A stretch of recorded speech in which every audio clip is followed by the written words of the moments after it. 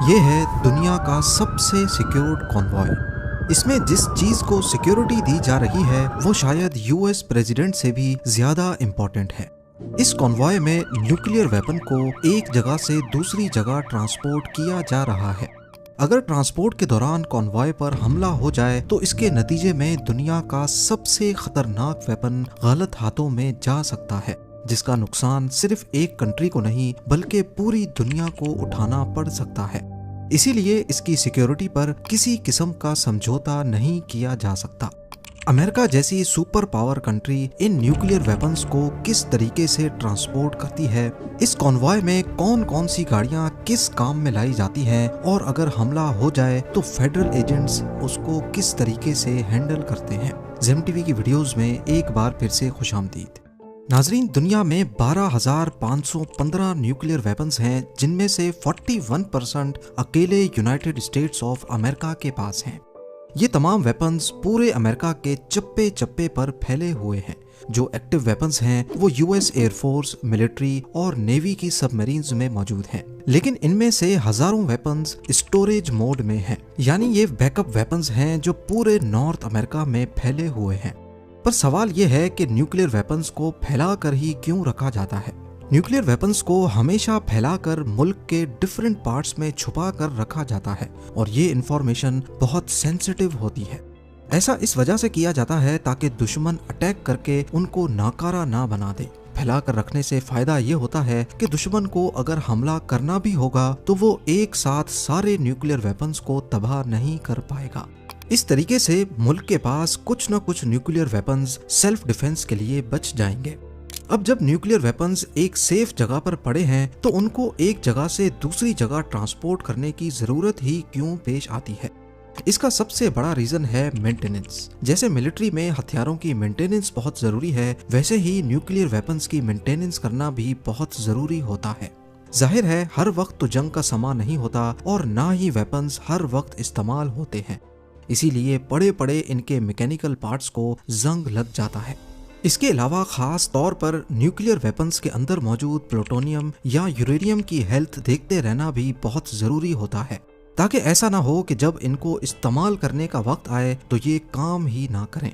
इन सब चीजों को देखते हुए न्यूक्लियर वेपन्स को इंस्टॉल तो स्ट्रेटेजिक लोकेशन पे ही किया जाता है, लेकिन उनकी मेंटेनेंस एक ऐसी फैसिलिटी में की जाती है जो किसी सेंट्रल लोकेशन पे मौजूद हो। यूएसए के केस में इनके तमाम न्यूक्लियर वेपन्स की सिक्योरिटी और मेंटेनेंस के लिए एक अलग federal agency national nuclear security administration के नाम से मौजूद है। स्ट्रेटेजिक लोकेशन से न्यूक्लियर वेपन्स को हटाने की और भी कई वजूहात हो सकती हैं, जैसा कि सिक्योरिटी कंसर्न, यानी इंटेलिजेंस एजेंसी को अगर न्यूक्लियर वेपन्स की लोकेशन लीक होने की इंफॉर्मेशन मिल गई तो उनको फौरन वहां से हटा दिया जाता है। जिन एरियाज में न्यूक्लियर वेपन्स को रखा जाता है उनकी सिक्योरिटी इतनी सख्त और परफेक्ट होती है कि बगैर इजाजत के इन एरियाज के आसपास भटकना भी पॉसिबल नहीं है। लेकिन जब इनको एक जगह से दूसरी जगह शिफ्ट करना हो तो एक ही पल में पूरे शहर को मलिया मेट करने वाले इस वेपन को उन्हीं रोड से होकर गुजारा जाता है जो हर कोई रोजाना इस्तेमाल करता है। जब तक ये रिमोट लोकेशन में छुपा है तब तो ठीक है, लेकिन रोड पे आने पर इसकी सिक्योरिटी काफी कॉम्प्लिकेटेड हो जाती है। इस चैलेंज को फेस करने के लिए यूएस गवर्नमेंट ने एक पूरी एजेंसी बना रखी है जिसका काम ही न्यूक्लियर वेपन्स की सिक्योरिटी करना है। ये मिलिट्री कॉन्वॉय जो आप देख रहे हैं ये अमूमन यूएसए में न्यूक्लियर वेपन्स को एक जगह से दूसरी जगह ट्रांसपोर्ट करने के दौरान इस्तेमाल होता है। देखने में ये इतना बड़ा कॉन्वॉय नहीं लग रहा जितना किसी वीआईपी का सिक्योरिटी कॉन्वॉय होता है, लेकिन असल में ये इतना सिक्योर्ड है कि एक आम शख्स ऐसी सिक्योरिटी के बारे में सोच भी नहीं सकता। इस कॉन्वॉय में गाड़ियों की तादाद तो डिफरेंट हो सकती है, क्योंकि ये डिपेंड करता है कि न्यूक्लियर वेपन कितना बड़ा है और कहाँ जाएगा। इस कॉन्वॉय के आगे और पीछे पुलिस की गाड़ियां होती हैं जिनका काम होता है रश वाले रोड से कॉन्वॉय को बगैर रुके गुजारना। इन पुलिस की गाड़ियों के बीच में जितनी भी गाड़ियां हैं ये है असल कॉन्वॉय। इनमें बख्तर बंद गाड़ियां ट्रक के करीब करीब एक खास डिस्टेंस और खास साइड पे साथ साथ चलती हैं, जिनको बेयर कैट कहा जाता है। इनको सिर्फ बुलेट प्रूफ कहना इनकी शान में गुस्ताखी करने जैसा होगा, क्योंकि ये उससे काफी ज्यादा सिक्योर्ड हैं। एक एक बख्तरबंद में 4 से 6 फेडरल एजेंट्स होते हैं जिनका काम होता है कॉन्वॉय को अटैक से बचाना और उसी वक्त काउंटर अटैक करना। इन बख्तरबंद गाड़ियों में जगह जगह आप सुराख देख सकते हैं जिसकी मदद से एजेंट्स बाहर निकले बगैर अंदर से ही फायर कर सकते हैं। ये एजेंट्स कोई मामूली लोग नहीं बल्कि ट्रेंड कमांडोज होते हैं जिनके पास हैंड गन्स, शॉट गन्स और असॉल्ट राइफल्स के साथ साथ लाखों राउंड्स मौजूद होते हैं। अगर फिर भी बात ना बने तो बख्तरबंद के ऊपर ऑटोमेटिक मशीन गन भी लगी होती है। पर ये सब वेपन्स तो सिर्फ खतरे की सूरत में इस्तेमाल किए जाते हैं अगर कभी न्यूक्लियर वेपन्स की ट्रक पर हमला हो जाए।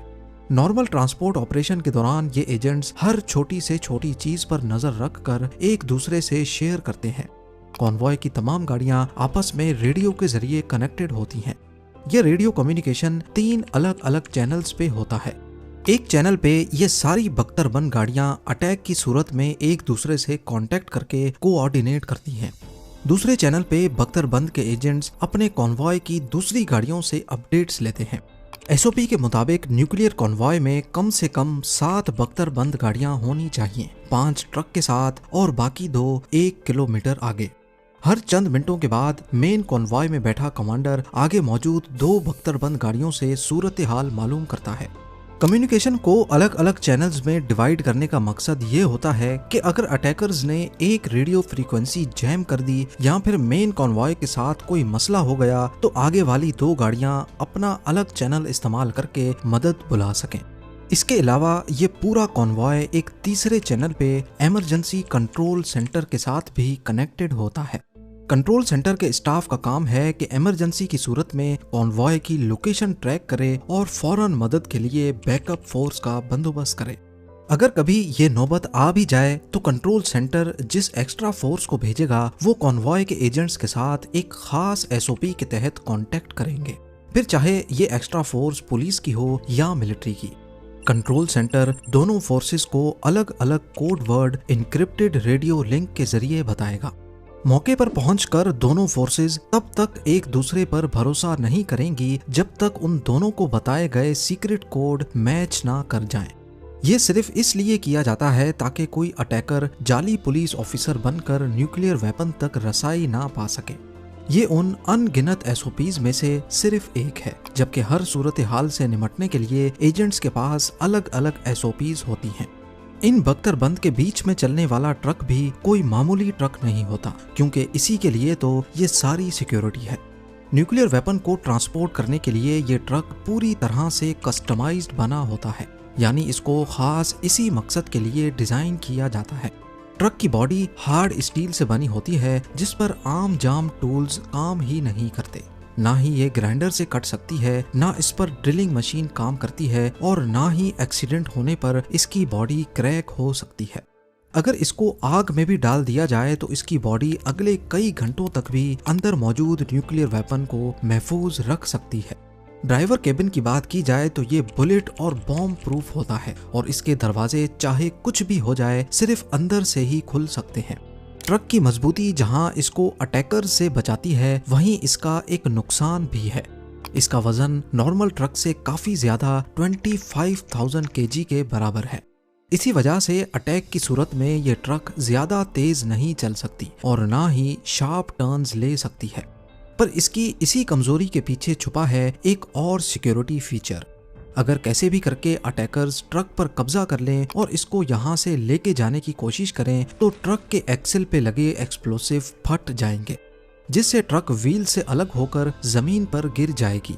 अब क्योंकि इसका वजन काफी ज्यादा है तो इसको बगैर पहियों के खींचना पॉसिबल ही नहीं होगा। रही बात ट्रक के अंदर पड़े न्यूक्लियर वेपन की, तो इसके कंटेनर को खोलने का एक्सेस खुद कॉन्वॉय एजेंट्स के पास भी नहीं होता।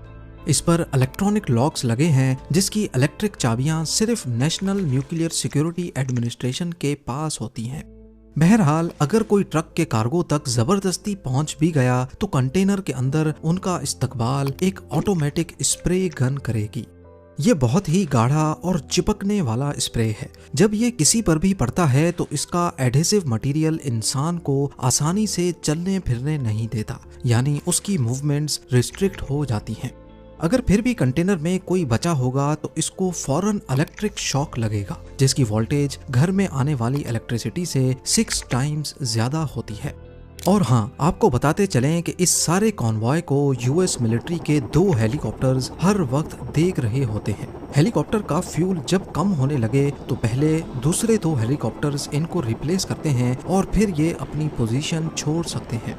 इन हेलीकॉप्टर्स के अंदर अलग से बैकअप फोर्स मौजूद होती है और ये भी न्यूक्लियर वेपन को बचाने के लिए हर हद पार करने को तैयार होते हैं।